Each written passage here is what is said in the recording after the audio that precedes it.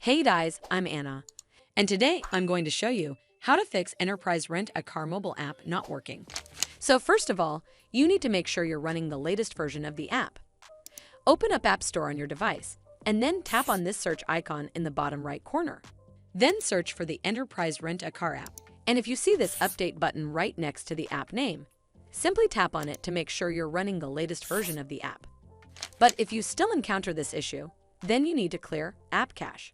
Go to your device settings and then scroll all the way down to General and tap on it. Then tap on iPhone Storage.